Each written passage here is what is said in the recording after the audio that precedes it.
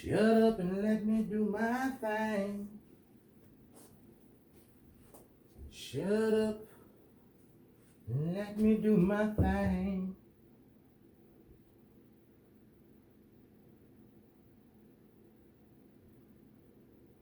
Now, I never claimed that I was a artiste, so y'all gonna have to bear with me.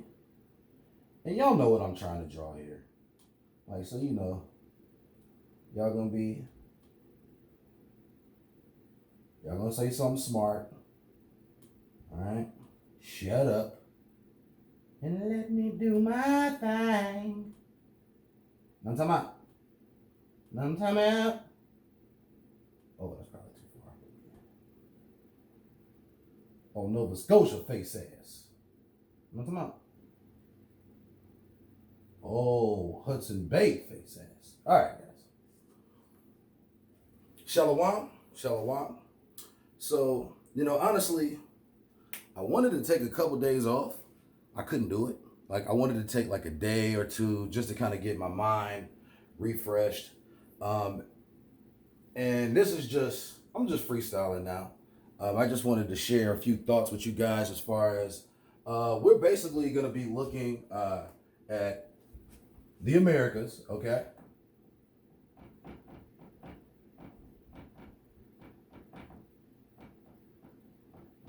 We're going to be looking at the Americas, and we're going to be looking at it through the lens of genetics and geography.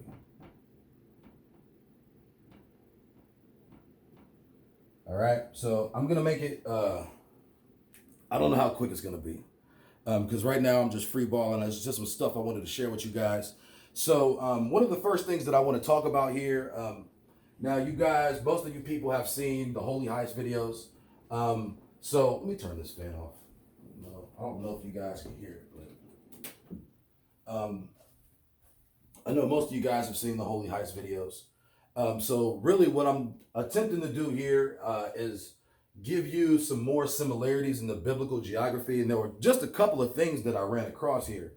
And so what I'm mainly looking at here are going to be the continental divides of the Americas, okay? So we're going to first start off with North America, and then we're going to start off with South America. So my proposition here is just to show you the difference in land, especially in North America and South America, in terms of how the land is split, in terms of waters, in terms of drainage. And I think this is these points are very key as we try to identify the lands, basically any of the promised lands, not just the promised lands, but the lands of captivity, the genetics of captivity. So if you guys have been seeing The Smartest Beast, there are certain things genetically that are almost unexplainable. So in many ways, what we think genetics is to the eye is something very different to the blood. So before we even get into that, what I'm doing here is I just want to show you the different divides. So I'm going to be drawing on the map. You see this? You see what I did there? So I'm going to draw in the divides as you see them on the map. I'll be splicing in the map just so you'll have something a little more accurate. Okay. So we first want to talk about the Great Divide. Now, the crazy thing about the Great Divide, we can see it up here in Alaska. So basically it's just going down here, and it's like the Rocky Plain, West Coast, the mountain range, okay? So that's going to actually go all the way down into Mexico and split, okay? Literally split east and west up. So there are a couple of things about this here. What I'm proposing here is that these divides are actually borders for a lot of the ancient lands. So for example, my proposition is that Lebanon could go as high as up here. But we also know that there are a couple of divides here. So there's one divide here at the Hudson Bay, right? So, and then there's another divide that goes on the other side of the Hudson Bay, okay? So there's one on one side of the Hudson Bay, and this one actually goes, because if that's supposed to be the Hudson Bay, this one actually goes on this side of the Hudson Bay. All right, and so there are 2 points here. All right, so these are basically land divide points there's a land divide point here, and then there's a land divide point just around the Great Lakes. So when you're talking about, you're just talking about just around the Great Lakes. So we're supposed to draw the Great Lakes, something like this right here. You just kind of want to draw the water. Okay. So there's a divide there, and then there's the Appalachian divide. Okay. Now there's something that is conspicuously missing, is pretty much the Mississippi. So the Mississippi divide and the Appalachian divide is a little bit different. The Appalachian divide, got a little sloppy, will actually go down in here into Florida. And so then you're going to have a Mississippi divide. So I mainly want to talk about this area here. So you've got the Mississippi, which flows. And I need people to understand, if you go look at, if you just go Wikipedia or Google the Mississippi River, it's going to tell you that its source, the source of the Mississippi, the Great River, aka the Euphrates, they're going to tell you that its source is some very small lake in Minnesota.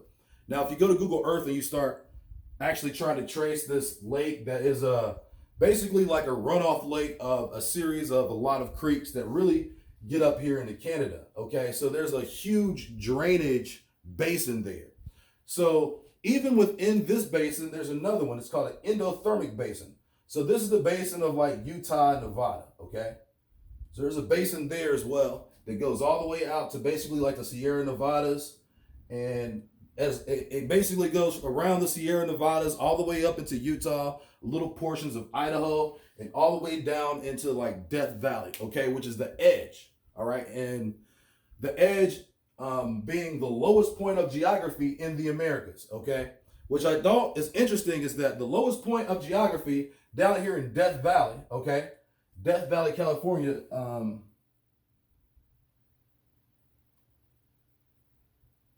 is the lowest point in North America.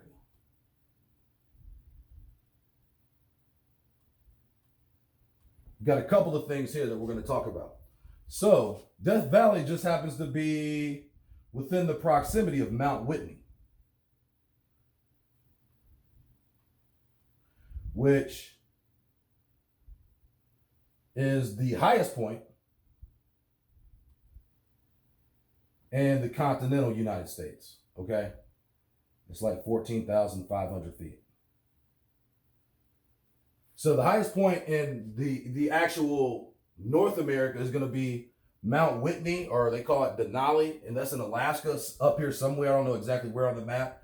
And then the tallest mountain in the Americas is a mountain down here in somewhere in the Andes. I forget exactly where, which is crazy because I used to know this when I was a kid. These are the things that you forget. I used to know all of these mountains and their height, but I think the mountain's called Aconcagua, and it's going to be in the Andes Mountains, and that was just over 22,000 feet. So these are things that we want to talk about here as far as the land, as far as what things mean.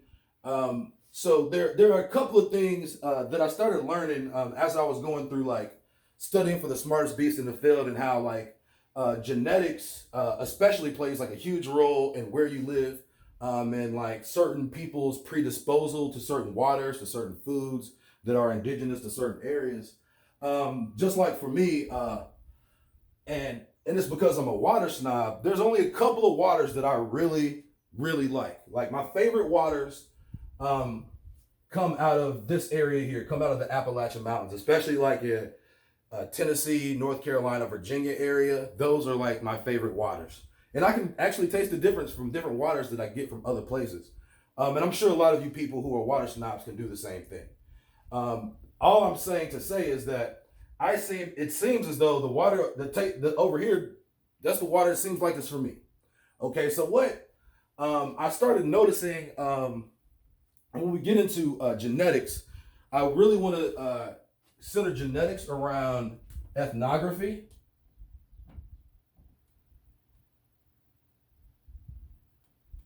So when you guys get a chance, and you know you're gonna have time during this lecture, you just go look up ethnographic maps of the world. What you'll start to find out is a lot of the deception has actually been molded into some of their past history. So we really do have to pay attention to the deception all the way around. So my proposition, and speaking of, and I forgot about this. So the Continental Divide actually goes all the way down here, and there's only divides. Now think about how huge South America is. But the continental divide in South America looks just like this. Okay? And so what these divides really determine is on like a very foundational level, what kind of water people drink for the most part. So essentially from these points on, and I'm gonna let you know how like a lot of this geography works. So this is the mountain range here. All of the water flows to the lowest point, essentially. So all of this water here, west of this part of the Rockies, right, is gonna flow out to the Pacific, all right? All of this water here on this side of the Rockies is actually gonna all flow into the Mississippi. Okay, now if you remember the first Babylon, America's Babylon, or the Tower of Babylon video, I was telling you guys how these are all, it's the same river system. We just look at it in a very bastardized, backwards way. So all of these rivers that eventually flow into the Mississippi and out of the Gulf of Mexico, they come here. Okay, so all of the runoff comes here. This is the thing. All of this water goes out here. So all of this Appalachian water goes here. Okay. So all of this water around the Great Lakes goes here, I believe. Let me look at this here, the map. So it's going out here by, on the east side of the Labrador Sea. So up here in the Atlantic, okay? So it's going out here somewhere, okay? And so this right here, this Hudson Bay is getting all of this, okay? So the Hudson Bay gets all of this water here. It gets the water here. All of this goes to the Pacific, okay? Now, just so you guys know, in terms of like, the world's like hotspots for tectonic activity also happen along here in the Pacific Rim, the Rim of Fire. Okay, and they really start like some of the most predominant places of seismic activity are like right out here in these coastal islands. Okay, in Alaska. Honestly, go look at, oh my gosh, there are a few Alaskan volcanoes. If you go look at them, they look crazy as hell because they're all snow-capped. So it's like a huge snow mountain with a big hole in the middle. And we're talking about some very volatile volcanoes. And they really, they really exist all the way down here. And then there's a lot of seismic activity in Mexico. And we want to talk about this here. So there's a couple of endothermic basins. And I want to specifically talk about Mexico City. Okay, because Mexico City's on some very crazy shit. And then there's a couple of endothermic basins here in Peru as well. So these are things, I don't even know if you would call it an endothermic basin. I know this is an endothermic basin. In a sense, the endothermic basin means that the water flows into the earth, okay? So the water in this endothermic basin here in the Americas, all of this water that we're talking about in Utah, California, it flows to the lowest point. So essentially, it's going somewhere under Death Valley, being the lowest point over here. So it's like a huge drain. So, and then we know this because the world's largest underground aquifer is in this, okay? It's in this area here. Like, I forget the name of it. Don't start me lying, but it's a huge underground aquifer that's right here. So essentially this water is draining into here, okay? There's water, there's more than an ocean of water, of fresh water being stored underneath this area here, okay? Now getting back to the Mississippi and these watersheds, the point that I want to make is, I'm going to show you a map, and it's actually going to show you the Hudson Bay drainage, okay? It's like a whole drainage basin that really dips down in here into where Mississippi is. Not where the Mississippi River, which is Minnesota, starts in Minnesota.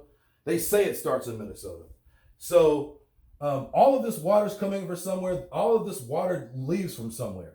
So here's the difference, like when we're talking about like the source of the waters. So a large area of contention is like the source of the Euphrates. Well, you say, hey, the source of the Euphrates, if you go look in the Old Testament text, it says it's the River Gihon. But we can look at both of those, and how could this be the River Gihon? And this was pretty cool because it's just kind of how you learn when you start learning earth science, things start to make sense to you. So it's like, how could this be the River Gihon? And how obviously we've already debunked the other model of the Euphrates, which basically says if the source of the Euphrates is supposed to be the River Gihon, then if it's supposed, then it wouldn't be in Turkey, okay? Because the Euphrates, essentially, the Euphrates on the other side of the world in Iraq, the one that they call Euphrates, which is It's just a river of, pretty much mountain fall off. Water, precipitation, snow from the highest elevation melts and goes down. Through the process, the earth pretty much is a huge drainage system. The coolest thing about this drainage system is when we're talking about the River Gihon and we're talking about like primordial sources of water. So we know how much water the Mississippi produces. But we also know that they say that the source here is some lake something, lake. Oh my gosh, I wish I knew what it is. Let me ask Google, because it's gonna kill me if I don't. What's the source of the Mississippi? Lake Ithaca. Okay, so Lake Ithaca, Minnesota. Well, one thing I had to learn is like through time is that, things that we see aren't always as they appear. So once I started realizing something, it made a lot more sense to me.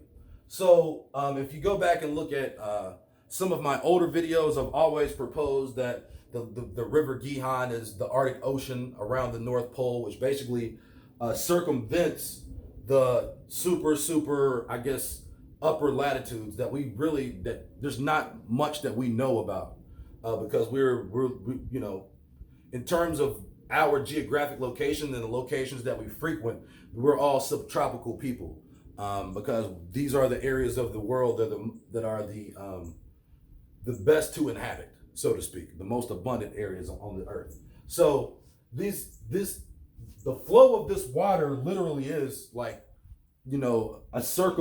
basically you can circumvent all of this, and it's a huge drainage system. So when you're talking about like the Arctic Ocean, and you have to read old books because unless you've been to the Arctic Ocean, you wouldn't know. But it's a freshwater ocean. I guess you would know because they got icebergs and stuff. But so the Arctic Ocean is a freshwater ocean, at least the upper layers of the water. Then they say that the lower levels are salty. With that being said, we know that the water, water has its own current. So what I started noticing is, the only real source of water for anyone on Earth is, essentially precipitation or mountain water runoff. The cool thing about this water system here is it's a glacier. Okay, so this is like basically this is a huge system of glaciers. Now I'm going to show you these areas up here in Canada, really some of the most beautiful areas on Earth. Okay, I haven't been up there. I actually just talked to one of my people, Kool-Aid from Canada. So I'm actually thinking about going up there and meeting him on some of this land. But up here in Canada, basically, a lot of what this land is sitting on is glacier, okay? And a lot of that glacier is literally coming in from the Hudson Bay. Okay, so this is like you're seeing like almost a reverse effect in terms of drainage and almost water also being pushed into these areas. So what I mean to say by that is these lands here are actually draining water out into the Hudson Bay, but at the lower levels of the Hudson Bay, when they navigate into the Hudson Bay, there's a high-speed torrent. So I'm going to show you over here on the map. Let me get over here back to the map for myself. But I'm going to show you here on the map. If you go look at the light blue line up there at the Labrador Sea and up there at the Hudson Bay, and you see how those two continental lines come together. Well, that was actually a huge point of navigation for how they got here. Okay, this is that. If you see that crease right there, that continental crease between the Lauritanian Divide and the Arctic Divide.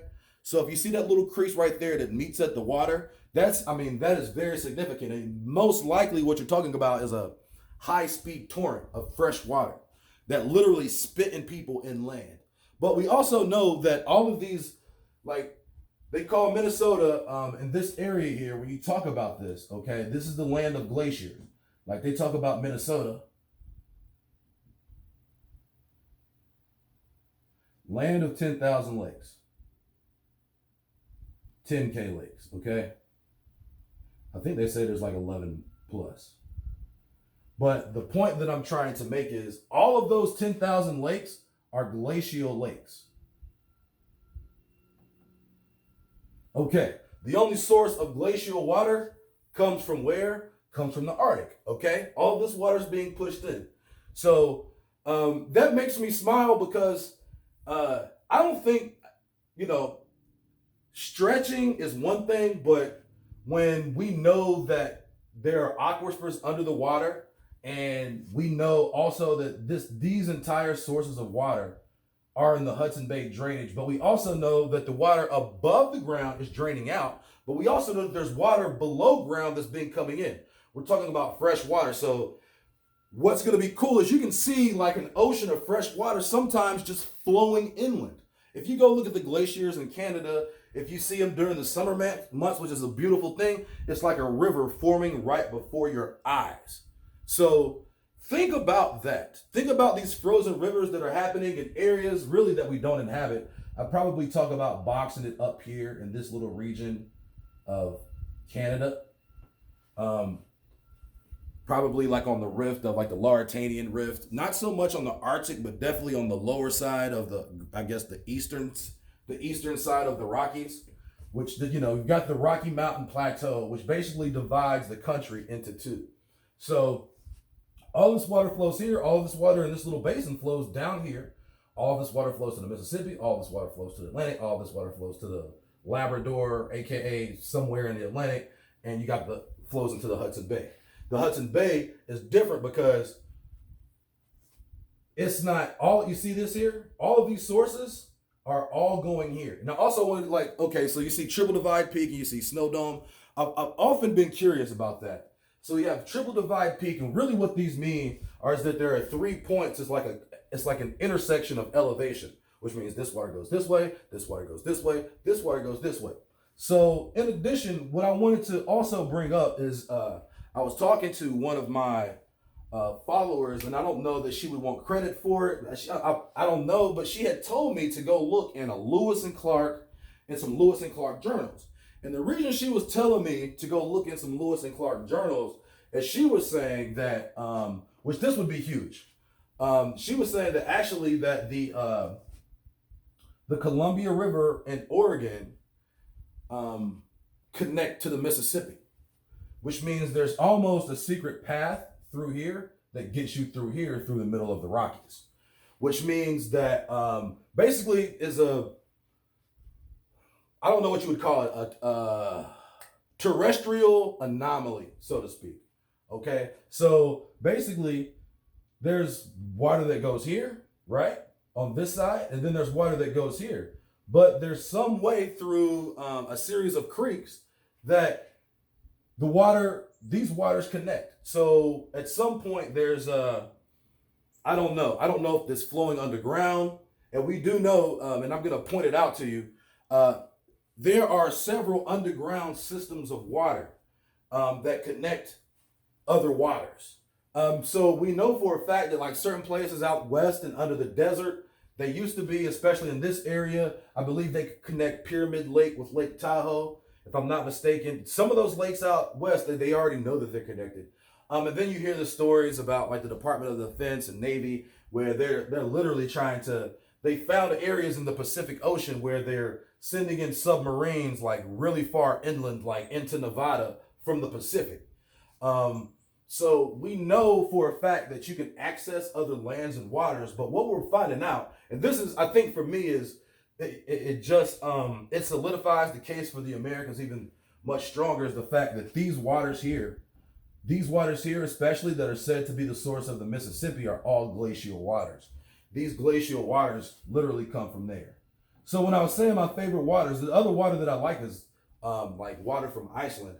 And that is because that water, it has a different like pH level. So it tastes totally different. Like that's why I like the water here. That water from Iceland is too choppy, but it's still fresh water. It's a totally different type. But when you say Iceland, you're really just talking about Arctic water. Water that they're pulling from icebergs, water that they're pulling from a lot of these elevations that, I don't say elevations, but latitudes that are really storing water. I mean, really an iceberg is nothing but stored water, and it could be stored for an extremely long period of time. Not to mention a glacier that's running underground or through mountain ranges. This water is being renewed like every year. It's going through some sort of transformation process from water to ice to evaporation. And this literally, from that point on, it's like the earth is filtering itself. because there's this, I mean, literally, if you think about it, all of this water is running into the sands of the desert. So you have this great basin here, but when you get to the lowest elevation, it disappears because it's disappearing under the desert. So these lands, you can actually see how lands could be divided. What I'm understanding are that rivers and mountains and these continental divides actually, they actually play a role in genetics. And they actually were used, I mean, we know that natural boundaries were used in the separation of lands, especially between families. So what I started noticing is, if you go look at old ethnographic maps, and you're going to see something here. And you'll notice specifically was what I'm talking about here is where they found us. Most of us were here, okay? In the south, in this area here, and we're talking about all the way down into here, okay? So we're really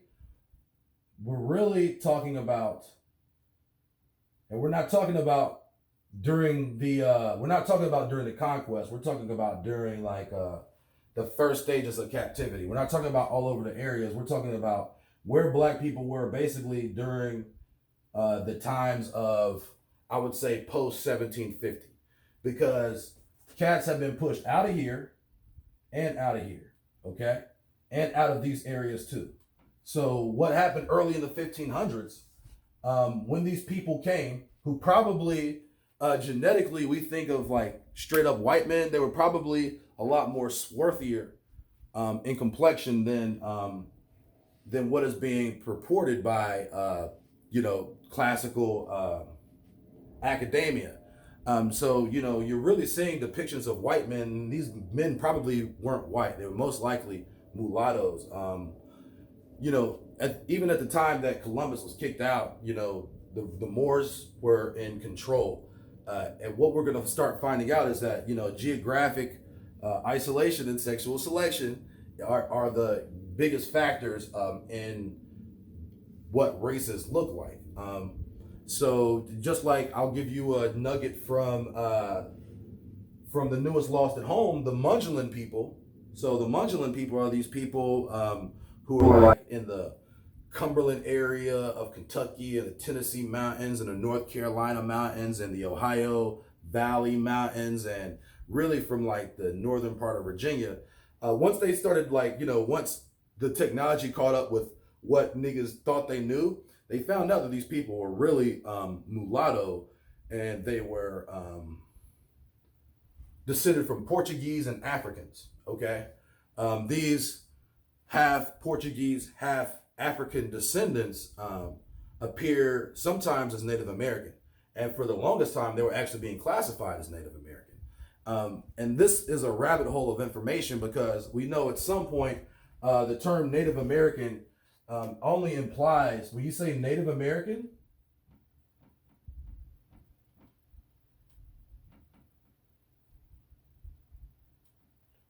what you are implying is European ancestry.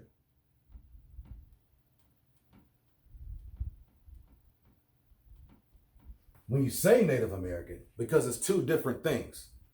If you are a tribal member, if you resided in these areas and you have any sort of government recognition through treaties, then you had to do so through intermarriage. Okay? You had to do so through mixing. All right? A lot of these laws were based in colorism. And colorism in our minds is a lot more defined now than it was, because the people of this land are brown and they're free. You have to understand, these are the laws and statutes of Europeans. These are the laws and statutes of people who are like legitimately pushing into land that they're not even native to. All right. So remember, the way that we perceive people in history is totally different than the fact. I mean, let's be honest here. If you're talking about the 1500s, I mean, how many Black British were there?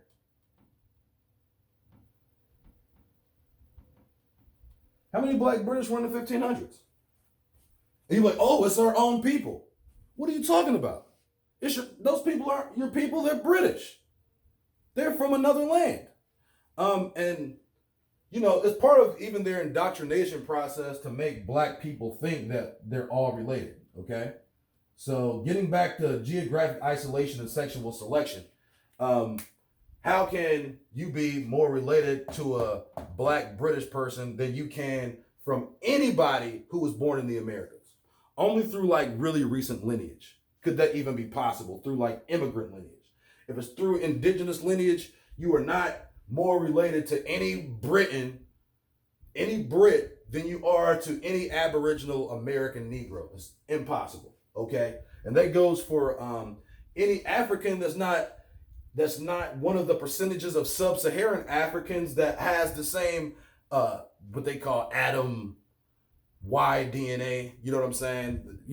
Basically what they do is they reverse genome map Adam Y DNA and put it in Africa there because it needed to fit their theory. But they absolutely know that the original DNA came over here from the Americas because we actually have our DNA imprinted on all of these lands. And they know that already. And when I say we is a ambiguous term because nationalism is in many ways, nationalism kind of came as a separation into languages and into like customs and shit like that, because these people didn't mess with these people over here were heathens, and this is until everybody got kicked out. And so at some point during the fall of the people, these people were allowed to come back in. It wasn't like they weren't allowed. This stuff doesn't just happen. They weren't working just under their own devices, and they weren't, this isn't just the scheme of, a couple of devious people. There's definitely order to this chaos that we're still trying to figure out. So when you're talking about different lineages and different lines of geography, what I started noticing is you're going to see that a lot of these tribal maps, a lot of these pre-Columbian tribal maps of where they say these people lived and these people lived, they start following along some of these continental divides. And then what I started noticing, especially in certain people, I can actually tell, what I started noticing is I can start looking at our people and telling where they're from. And then something crazy happened the other day when I was reading this paper about Aboriginal Brazilians, right? Brazilians, or I don't call Aboriginal. What I think they're called Indigenous. The people I'm talking about, Brazilians. We're gonna call it that. So you'll notice that these people have Asian characteristics, mestizo characteristics. That they're what people. This is what the idea of an indigenous person is, right? The Aboriginal Brazilian. But we know that these people aren't indigenous. We can tell that their ancestry is extremely mixed. Okay, we can tell that already just by looking at them. Well, these people are literally being molded into being socially accepted as indigenous. But really, once you start digging a little bit, you'll find out amazing things. So, Aboriginal Brazilians, the true Aboriginal Brazilian, the ones who they are genetically descended from, these what you call I don't know what you call it. I don't know if you call them mestizo. They obviously have Asian features because, a lot of their lineage comes out of Siberia, okay? Now, this is where people who look different aren't the same. So these Aboriginal Brazilians who, look like mestizo people, they're actually more closely related to people, let's say, in Papua New Guinea. Let's not say Papua New Guinea, Melanesia, basically any area in the South Pacific. So what genome data tells us is that Aboriginal Brazilians are more related to Australasians. Okay, so this is supposed to be that's obviously not, doesn't look like Australia. Trying to get the corner of it, but Australia is over here in the corner with New Zealand. This is just a corner. I know this doesn't look like Australia. Shut up. Okay, this is Australia. Okay, so what you find out is that these people here are descended from these groups over here. Okay. Now, one thing I started paying attention to for some reason is when I'm doing all this earth science, like, you know, when you're talking about like discovering people and traveling oceans, like how does that like legitimately happen? So I started looking at ocean currents. And so then I noticed that, like, you know, there's ocean currents that literally, I don't know if they come from there. Did I have that picture up? Let's see here. I want to see exactly where these ocean currents come from. So, okay, so they're really off the top. All right. So you've got this, it's really coming like, and obviously this isn't an accurate map. Okay. Which means I'd have to bring, but they're coming from like here. Okay. And they're flowing this way. Okay. Not too many, what I'm noticing is not too many currents can get you back over here. Okay. In many ways, you could be out on a boat over here and drift over here to Australia. If you could literally drift across the ocean, right? But you could never drift back. You could, but you would have to drift down here, and you would have to drift by what they say is Antarctica. You'd be drifting out here by the edge, and there's no series of currents that gets you straight back to this land. So very easily, people could have left here and never made it back if they didn't have any technology other than a boat. First and foremost, okay? So I want people to understand that the diversion in the genealogy of these Aboriginal Brazilians happened up here in Siberia, okay? So, I mean, geographically speaking and genomically speaking, right? Geographically speaking and genomically speaking, we can literally see, I don't know what you want to call it, a circle of travel of the progeny. The only way that anybody who left over here could get over here, right? The only way that if they don't have anything other than the boat, and this is what you're going to notice here, like when you look at these Pacific currents, notice how they're all going what we're going to call westerly. So far west, they appear east in our brains. You know what I mean? So everything out there is going to Japan, you know, it's going out there to the Philippines, it's going out there to Australia. And you'll notice that nothing is coming back from the west. The only thing that you're talking about are those westerly drift winds that drift way outside the Pacific. And you're looking at huge, and when you're talking about travel, you're looking at freaking huge gaps of nothingness, okay? So, like, we honestly really have just no idea what the hell is out there or what the hell is out here, to be honest with you. I mean, just in order to orientate stuff, there are areas of the Pacific that nobody travels. There are areas of the Atlantic that nobody travels. There's areas of the North and the South Atlantic, the North and the South Pacific. So I'm saying that to say that I can show you in a very simple model that we know for a fact, once they analyze the genomes of Australasians and Melanesians and indigenous Brazilians, we know for a fact that these people here, when we're talking about, I guess, less divergent from the lineage, we know for a fact that the indigenous people of this area were descended from these people. Okay, if we know that these people were descended from this area here, then these people are descended from these people over here by virtue of their migrations. Okay, they call these people here this Mongoloid phenotype here, right? This Mongoloid phenotype is what's the word I'm looking for? It's synonymous with Beringian or Siberian, okay? Which is a version of Asian. Okay?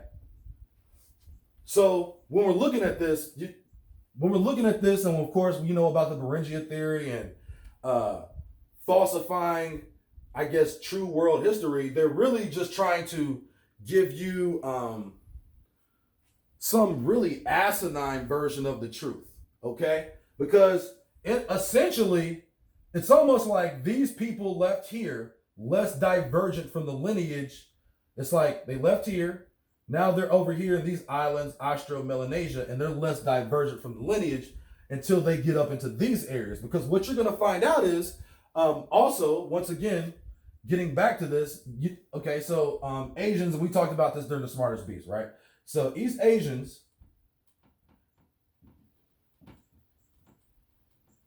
have the highest amount of Neanderthal DNA.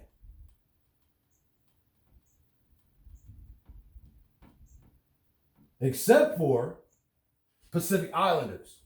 Australasians, Melanesians actually have more elevated levels of DNA than East Asians and or Caucasians. These black people in appearance, okay? So even when they're giving you the idea of a Neanderthal, it's not even really under the same eye. You like, people can be easily manipulated through images and ideas, especially over periods of time.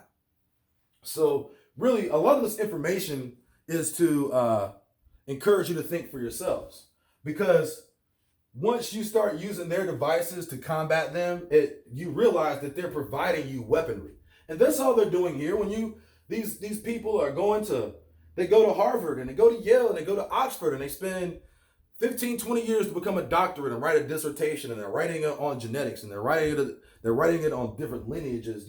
I mean, in this world, we're able to tap into that if we can apply it to like history and things of that nature. So this is very simply applied.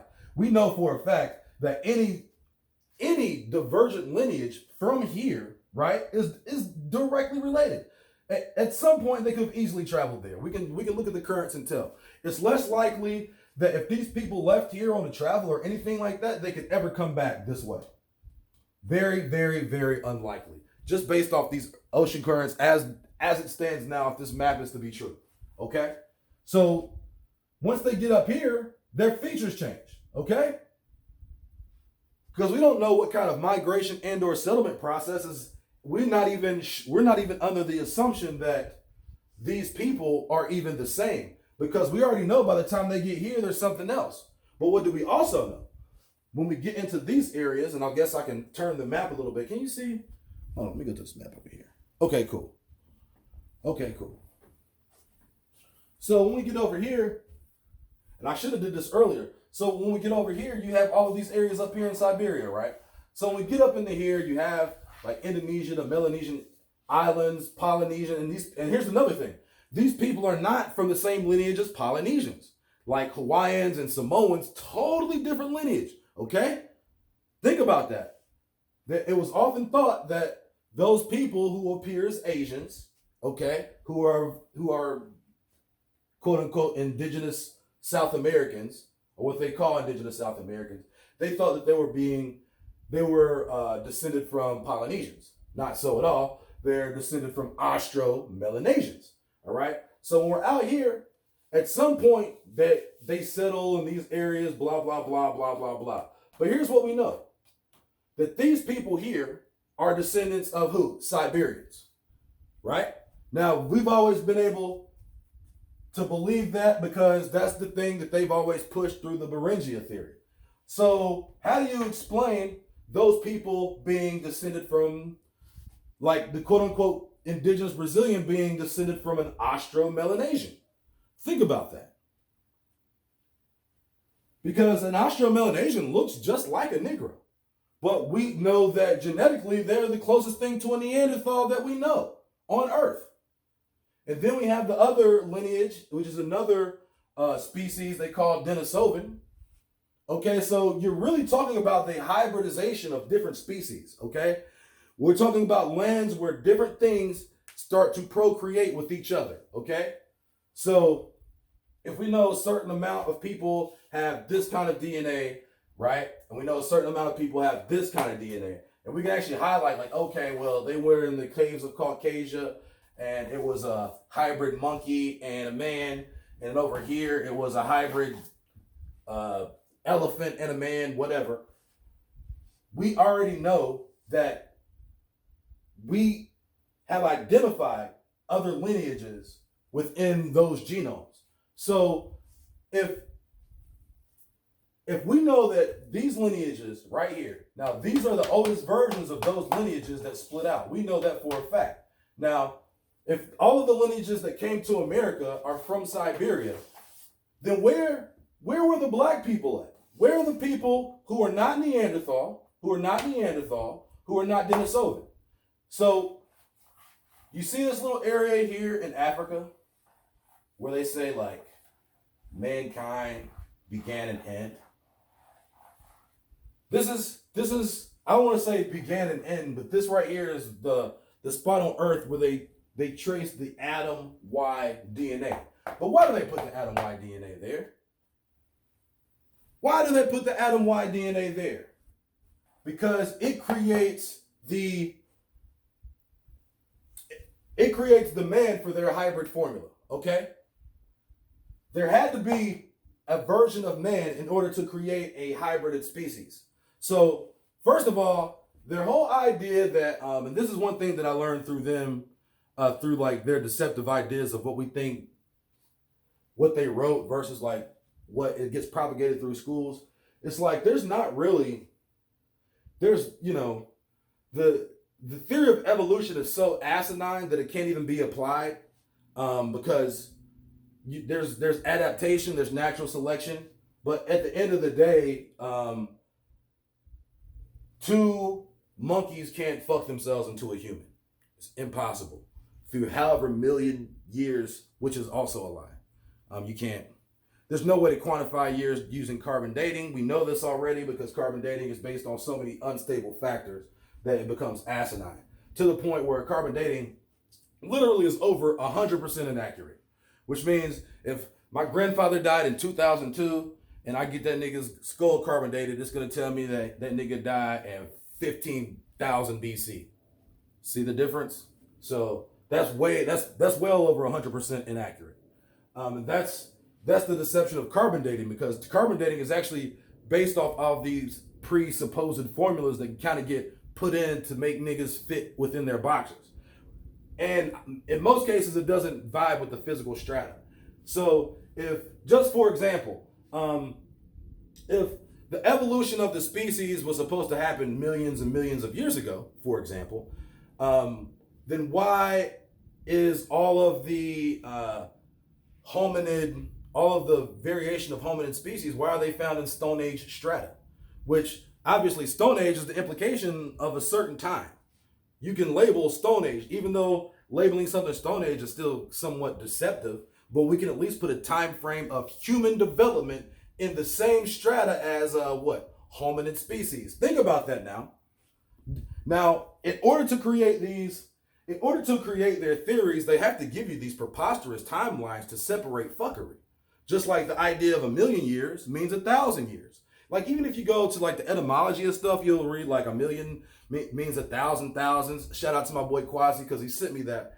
When I said, yeah, it was like, I knew million and thousand didn't mean what we thought they meant, but unless you know what they mean. So my dude looked up the etymology. So a lot of these presupposed notions that they're giving us are just totally asinine. And it really starts off with, the idea of creation and mankind. And what I also noticed is, I'll pull it up like in different translations. As the translation gets newer, it also becomes more scientificized. And there's almost secrets within reading the translations. Like I can read one thing, it'll say this. And then I can pick up, like I can read a King James, it'll say this. And I'll read a New International, it'll say this. And I'll read the whatever else, whatever escapes me, something even newer than that. And I'll get multiple translations, sometimes meaning something totally different. So, the use of ambiguous names, pronouns especially, something that you just have to be careful with, especially when you're reading the context of certain things and trying to get like an ultimate understanding.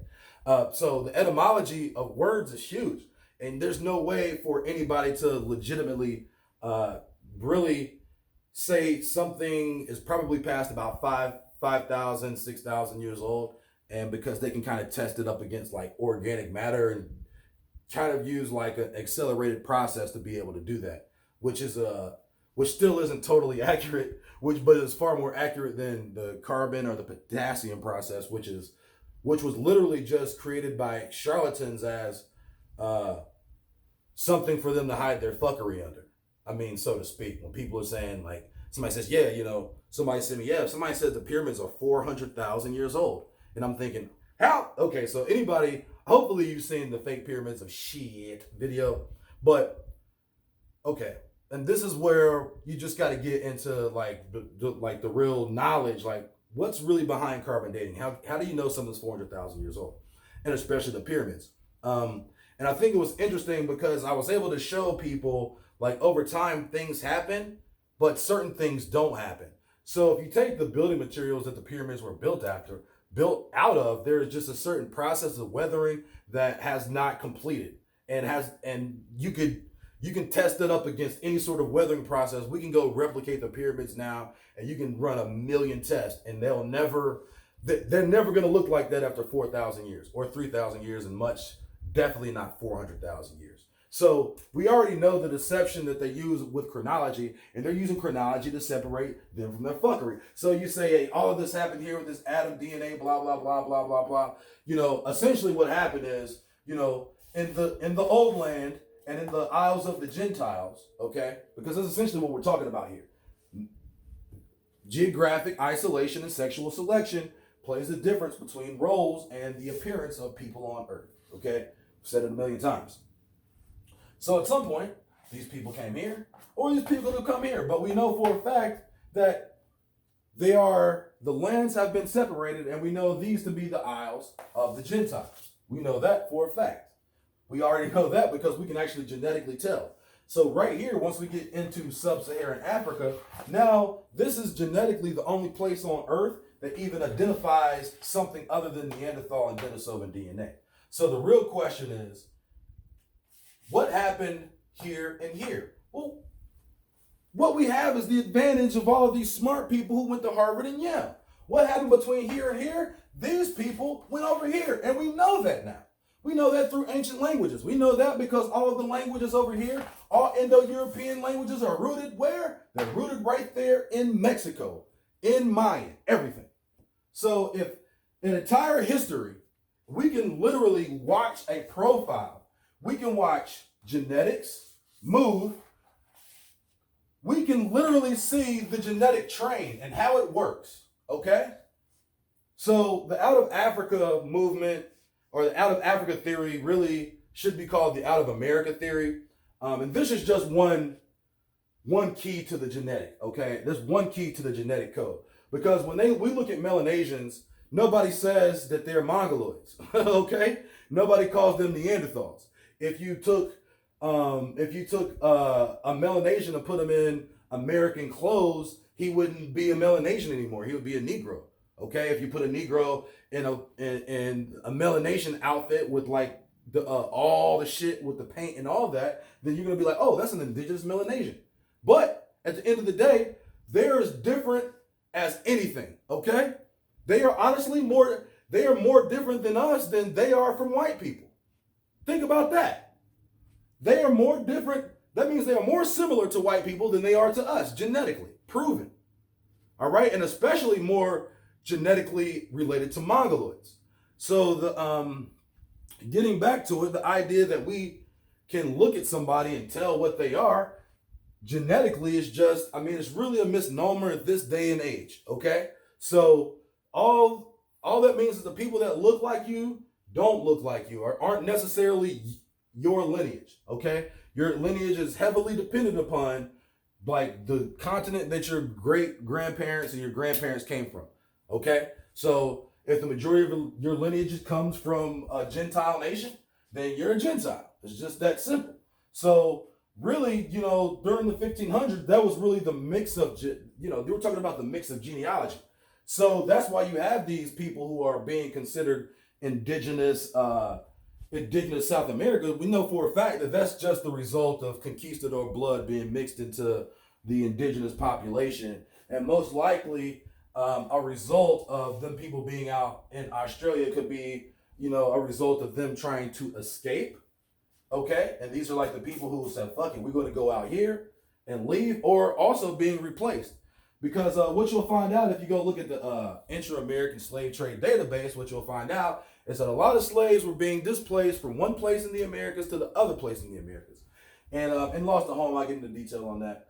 But I really did want to show you, just in general, the genetic route of indigenous Brazilians to Australians, from East Asians to Siberians, back to Americans, and now these new quote-unquote indigenous Americans that look like, that look like Asians, that look like Mongoloids, okay? So if these people are all related, because I'm going to say it a million times, geographic proximity, sexual selection, you fuck who you're around. Also, and this is a major thing, we want to talk about the Wallace Line, okay?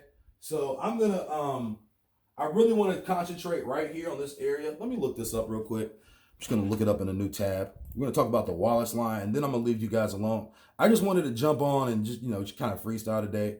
I wanted to take a break, but you see how that went. I plan on still taking a break. But yeah, so let's see here, the Wallace Line. The Wallace Line. So,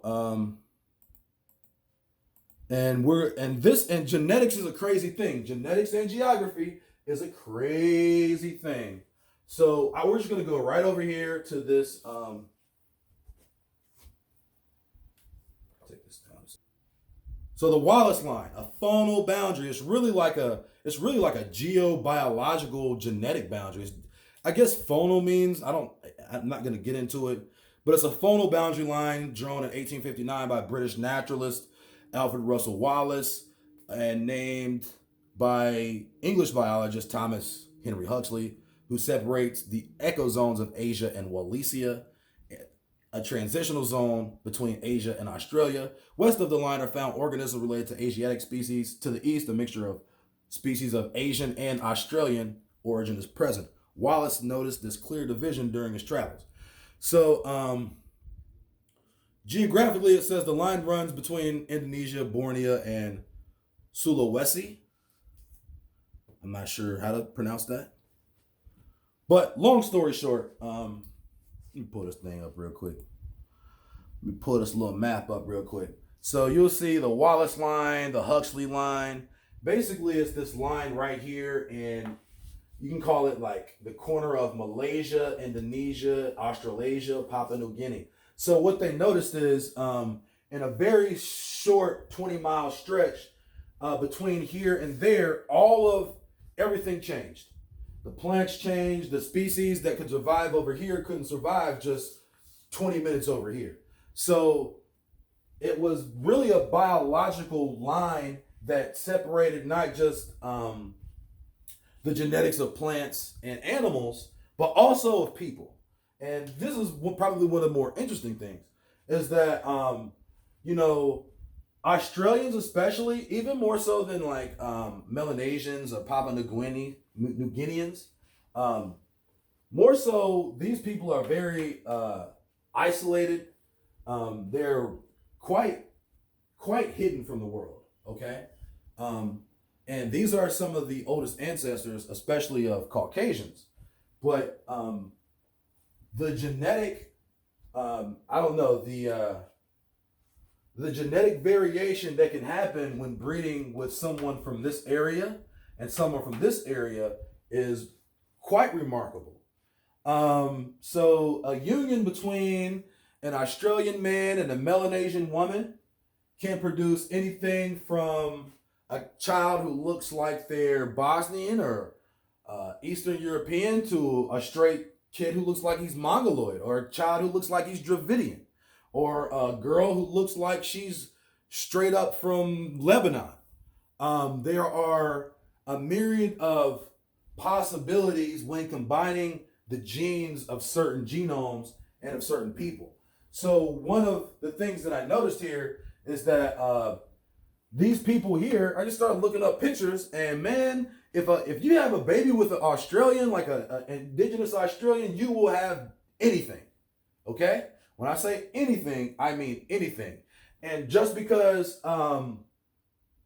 two dark-skinned people, of course we know that two dark-skinned people can have an albino baby, we already know that. But we're talking about two dark-skinned people can literally create something that looks like a different race. So you can have almost a straight-haired Australian man and a straight-haired Australian Aboriginal man, and take him and he breeds with like a woman who's Melanesian, one of these blonde-haired women with, 7-8 ether hair. You know what I'm saying? So he could breed with one of those, and they could create a freaking Indian, or they can create a freaking Chinaman, or they can create a nigga who looks like a Khazarian. And this is real. So these lineages, and when we're saying that, when I say that they went through Siberia, I failed to mention this. When I say that they went through Siberia, understand that this wasn't a straight trip, okay? So they went over here, and then they went over to the caves to fuck something, all right? This is genetically speaking. We know that. We know that they went over here and fucked something, and they fucked something in Siberia, okay? So they fucked the Denisovan, and they fucked some shit over here in the cave, probably in Neanderthal, okay? And these are the progenies of these lineages. And it's really weird because, they say probably like a Neanderthal over here, it ended over here. They say the Denisovan was over here. But it's really weird because, well, the Denisovan DNA isn't as predominant across the world like the Neanderthal DNA. But, it's really high in, Asian populations or these quote-unquote Amerindian populations that appear as Aboriginal Brazilians, but are really just watered down Melanesians who possibly interbred with somebody over here. Okay, so when we're looking at these boundaries and lines here, you'll notice that when you look at these old ethnological maps, you'll notice that what they've done, they've already like pre-inserted Indo-Europeans into this area. Okay, they've already done that. So what you'll find out, once again genetically, is that the reason that they put niggas over here is because that's where their lineage goes. Like if you go to the strata, and I understand how it works. Just like, I understood the reason that they took a whole bunch of people and took them to Liberia. You feel me? Under the same guys, they have, they've got centuries of developed data on, literally transferred and placed in certain area haplogroups to really falsify some type of information that leads people to believe that certain people came from there. But, once you start studying, like you really study, the best way to know where people come from is to start like digging up bones and like looking in the earth and seeing, if I dig up something that I know is hundreds or thousands of years old, what do those people look like? And then, of course, you're going to find a certain phenotype all over the earth, and then a new sort of hybrid emerges from this area, okay? So they're also telling you their history in it, okay? This is all, it's all Minecraft. It's all spellcraft. They tell you a million lies, and they can sleep at night sometimes, I don't know, because, we don't understand their, manipulated fuckery. With that being said, they're giving you a lot of truth in their history here, and genetically, we can see that, okay? So we know something came out of here, right? Well then, hold on. Well, did these guys leave over here? They leave over here, and they end up over here, right? Over here, did they fuck something? Over here, did they fuck something? Did they fuck something and come back here? Or are they only talking about the people who left here and started lineages? Because these are the only people who ever get written about in history, okay? When you're talking about history, the history of the original Aboriginal people is nowhere to be found, all right? It doesn't vibe with their narratives. It's not part of their agenda, all right? So, this is like their sophisticated way of saying, of not just playing God, but saying, fuck God. They're also trying to play with the idea of creation, okay? That creation is random and not purposeful, and that you have, obviously you have no purpose here in this world, that you're just a sperm, you're the lucky sperm who made it here to live a pointless life of random chaos and no synchronicity and, no karma. So, these are things that are literally ingrained already. You can go dig up here, and what you're going to find? Monkey bones, right? But millions of years of monkeys didn't fuck themselves into niggas. You know that. But in order in order for all of this shit to work, they have to propagate certain fallacies in your mind. Well, if they know that everything old, if they say everything old was here and the, people came, where's the history? Where's it at? Even now, we know Egyptian is rooted in Maya. Okay? It's rooted in this Greek shit. It's rooted in this freaking Indo-European shit and all this India shit and all that Nordic shit. It all comes from the same place. It comes from over here. And the oldest civilizations that existed here are directly connected to the civilizations right here. Like straight through literature, which means that all of a sudden, these delusions of grandeur, like they don't even equal anymore. But you have to be able to piece their bullshit together, and you understand that a lot of this stuff, because it doesn't vibe with the status quo, it's just not going to be accepted. So I'm going to go ahead and conclude this because I could go on forever and ever. I just wanted to do something, man. Talk to you guys. Just kind of hang out. Because, sometimes it's like I be wanting to take a day off, but I be bored. Like, I'm a nerd. Like, so what happened is I picked up the map and I started looking at these continental divides, and then I started looking at the lands, and I started looking at the separation of the bloods. So it's like, whatever happened here, especially with our people, we got pushed east of the Mississippi at some point. We got pushed east of the Mississippi, like all the way up to basically to the St. Lawrence Seaway. And then at some point, once they started coming, we literally just kept getting smashed into the South. We just kept getting driven into the South until they came into the South and then pushed niggas to Oklahoma. But by then they had infiltrated and basically dispersed the actual nations of people who were, I guess, expressing some sort of sovereignty and or control over the land. So they basically were able to assert control through whatever means because, I'm highly skeptical of a lot of things that we used to believe about what actually happened. And as far as genetics goes, there was definitely something, and I'll just leave this for people who saw Lost at Home. There's a big thing genetically that from here to here, from Europeans to Americans, that they had this immunity to something that we didn't have because they lived a certain way and we didn't live. Then that's all I'm going to say about that. And I will leave it there, guys. So yeah, I'm going to go ahead and wrap this thing up because I can talk all day. I want to say much love to everybody who's ordered Lost at Home. If you've ordered Lost at Home, either the download and or the DVD, just shoot me an email if you haven't received it. I'll shoot it over. It's a very big file, but you can watch it on Google Drive, and you can also download it to your computer if you would like. Much love for all the support. I really appreciate you guys. I'm not going to hang out any much more longer because I want to go ahead and put this thing up on YouTube. 2 pads to the chest, 2 fingers to the sky. All praise to the Most High. Shalom.